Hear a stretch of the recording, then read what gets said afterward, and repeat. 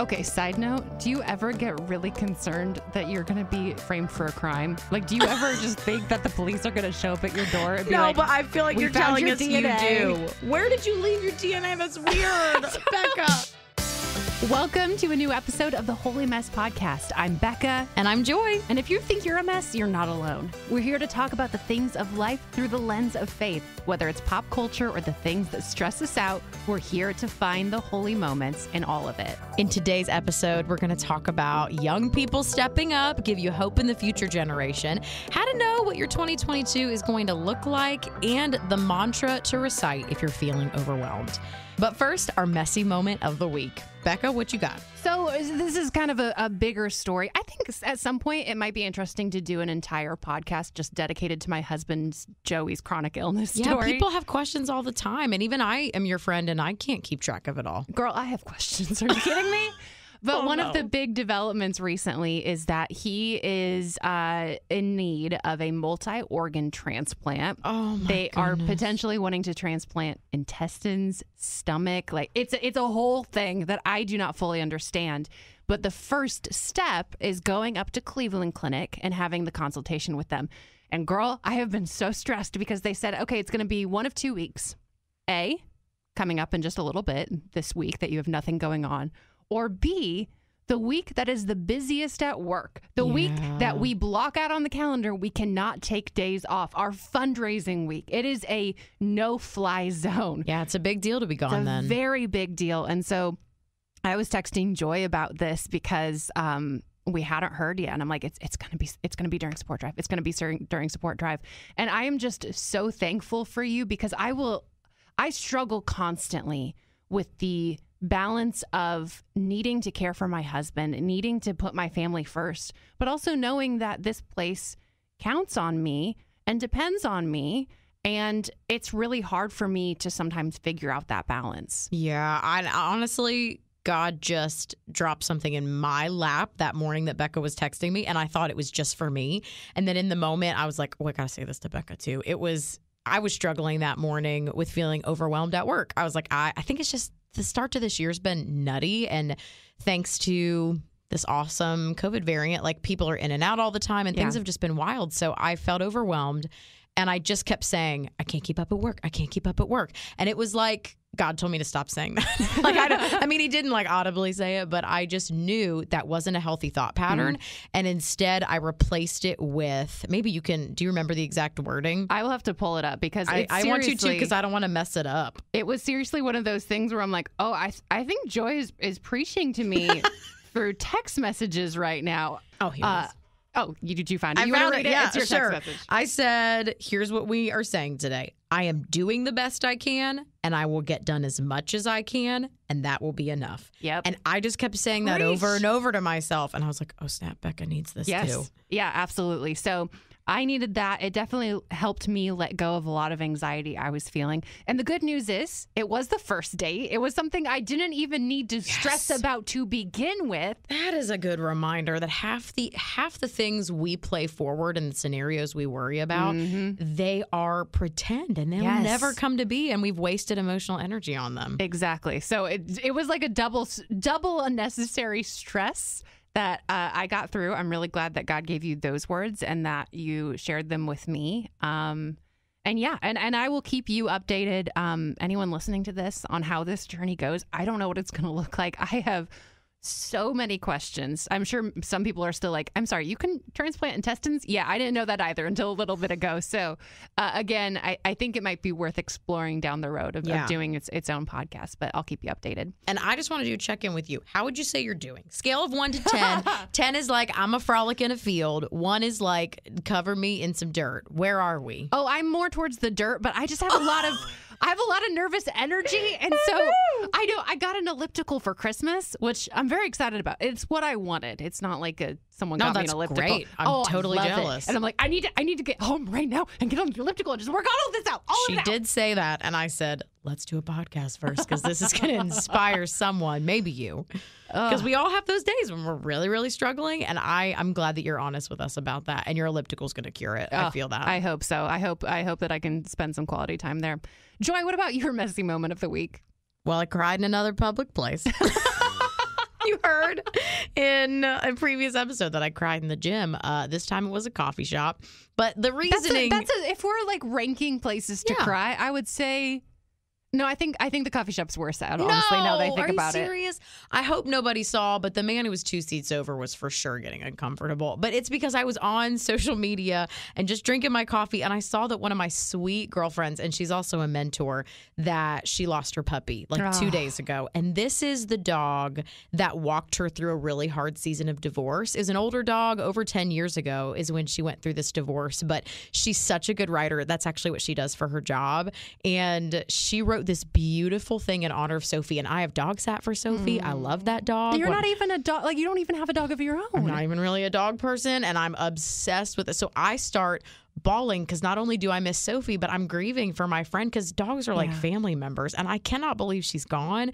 And the way that my friend tied it into God's faithfulness to her and how God like released this dog like from her life in this moment was so beautiful that I'm sitting there weeping. And I just need to know, we talked about this before, but I need you to know it's never good when someone's hurting and you just go, let me know if you need anything. Mm-hmm. I don't like it. So I decided to take action. And Becca, it was a bad idea. Do you want to guess what I did? You sent her a new puppy.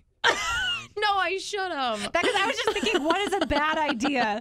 Well, it didn't seem like a bad idea. I just like straight up sent her cookies. That's something you can do. I sent cookies right to her house, super pumped about it. She sends me a text when they come, and she was like, when you're fasting from sweets for an entire month and your friend sends you cookies, and I was immediately froze because I know she's fasting from sweets, and I forgot about it. And it's for like spiritual stuff. God led her to do it. We've talked about this. We're in a Bible study together. I was like, why didn't I remember about the sweets? But the rest of her text was so kind. She said, I feel like this is God's way of saying, baby girl, you're grieving your puppy. Go ahead and have the sweets. And I was like, I messed up. But maybe God was in it. I don't know. I hope so. I think that's a beautiful full circle moment. I made her eat sugar. She probably got a headache immediately. And honestly, that's the thing that I think sometimes we short circuit in Christian circles, that God cares about our mourning, Yeah. And I agree with her. I do think that is a moment where it's like, you know what? You have been faithful in this, and you just went through a hard time. So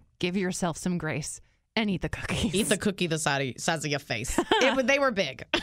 Well, I think we have just discovered that not even that far into the new year, and things are already a little all over the place. I am stress ellipticaling like a boss. Joy is already crying in a coffee shop. Mm-hmm. But I did find something fun that if maybe you are struggling to in the new year already, might help put perspective into the rest of the year. This is a tweet that I saw online that was the highest grossing movie from your birth year is how your 2022 will play out. And whenever you see internet stuff like that, I'm just always interested to see what it's going to look like. So I Googled my birth year. Okay, tell us. Terminator 2, Judgment Day. No! Could there be something worse than this? I actually don't think so. It's not even the first Terminator. It's like Terminator rises once again. Right. It's like, no, it's about to get even worse than it was. I don't know. And I know it's just an internet trend. So Joy. Wait, I want to know if you've seen that movie. I have not. I have no desire to see that movie. Me either. It sounds horrible. No. But Joy, we have not looked this up ahead of time. I'm curious, what year were you born in? I don't want to really reveal that, so I'm going to Google it. Okay. That's fair. Who Framed Roger Rabbit? That also sounds awful. That doesn't give any... Other people are getting fun stuff like Back to the Future. Are you kidding me? Like, I need to trade. I think this means I'm going to be framed. And I don't really want to. I don't have time for that. Okay, side note. Do you ever get really concerned that you're going to be framed for a crime? Like, do you ever just think that the police are going to show up at your door and be like, but I feel like you're telling us DNA. You do. Where did you leave your DNA? That's weird, Becca. You're afraid of this? The other day, literally, this just happened.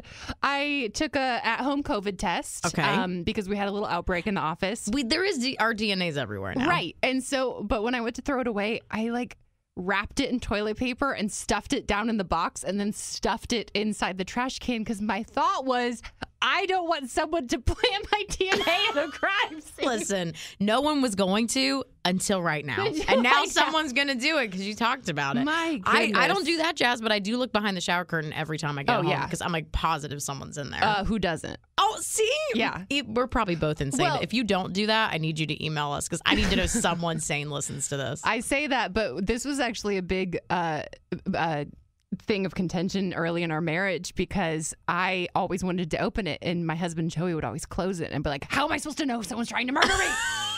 Leave it open. Closed shower is the most dangerous thing a woman can see. It is every single time. Good.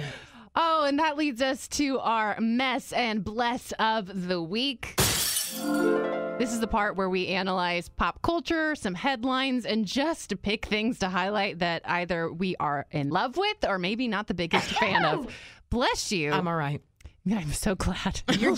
Clean up your DNA. Someone's going to plant on a crime scene.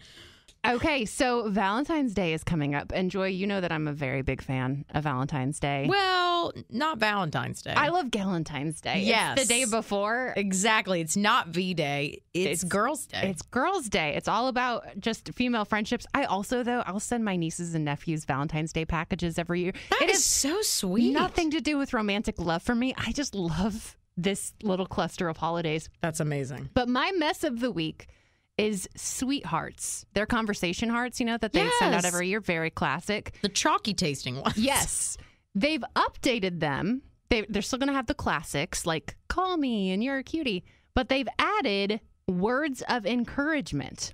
So now your conversation hearts will say things like way to go, crush it, high five, which on the surface is cool. Like I like This is your mess of the week? This is my mess. Okay, tell us why. Because all I can do is flash back to middle school.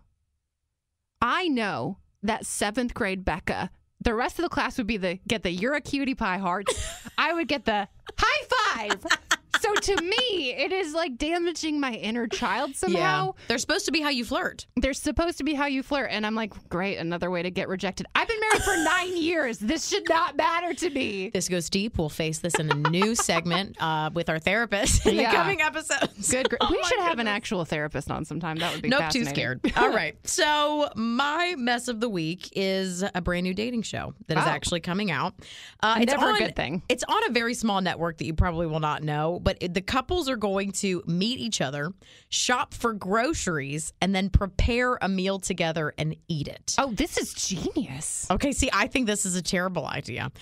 Because unless you love going to the grocery store, which I hate it. It's one of my least favorite things ever. I understand how you can meet someone in the grocery store, but cooking together brings out all the difficulty. My husband and I have never cooked together without fighting. Even when we were dating, I would be like, move out of the way. I got this. We each want to take over and control the meal, and we're both terrible cooks. It's not like one of us is amazing. And then if the food isn't good, we end up wanting to blame each other. You put too much salt in that, or you didn't stir that enough, or it's not done.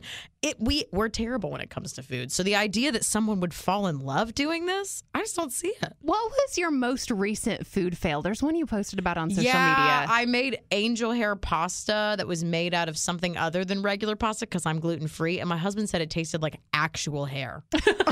From a wig. Yeah, I could see how that might not be the best dating show, but you know what? Finding out that's what your partner thinks of your cooking early on in the relationship could be a healthy thing. If you're like a chef, this is a perfect show to go on. You can just wow them, but then they might feel like they can't play a part. See, this is not good. There's a lot of ways this is going to go wrong. Lot of loopholes.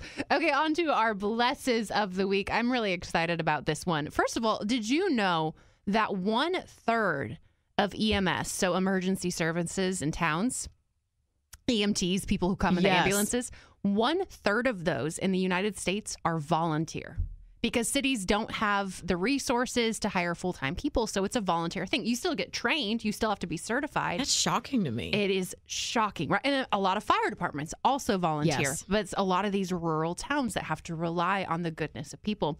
So there's a town called Sackett's Harbor, New York. And during 2020, a lot of their emergency service technicians quit because they were older. They had concerns. They just couldn't keep up with it. Wow. So a group of high school kids found out that the minimum age to become an EMT is 17. Wow. They all got together, and now the entire emergency department in this town is made up of kids under the age of 21. That's actually Volunteer. scary. I'm proud of them, but I'm so scared. It is a little terrifying. And they said, they're like, we'll show up, and people will be like, I called an ambulance, not a kindergarten. Like, they say the neatest things. No. But they're coming as volunteers. It's so incredible. it is incredible. I mean, that was not the kind of thing I was thinking about at 17. I was just trying to figure out how to do my eyeliner. I still haven't figured it out.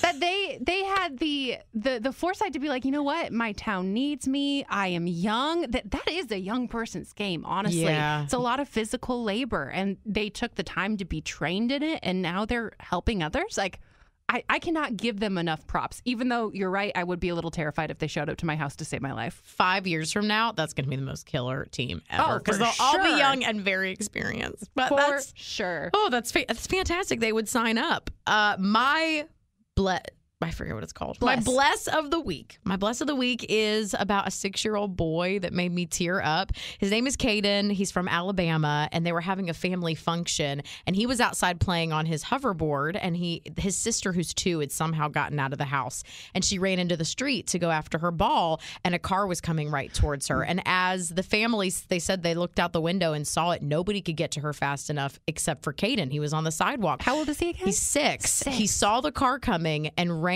pushed his sister out of the way, and he got hit by the car instead. No. At 6 years old that he would do that. And so they said he was so brave when the firefighters showed up, and praise God, he's okay. He got hit by a car, and this boy's all right. And so he's been honored by his town. The firefighters said, now that you're back from the hospital, we want to come by with the truck. No. And he was in a full Superman Halloween costume. He is embracing his new identity. And he was like, yeah, I'll get in the truck. I'll do it. That's a future firefighter right there, I would probably say. And I saw his mom being interviewed on the Today Show, and she was just so flabbergasted that he would do that. I mean, I would hope one day that my son would have that kind of bravery, but you don't have time to think. Yeah. He just did it. I'm in awe.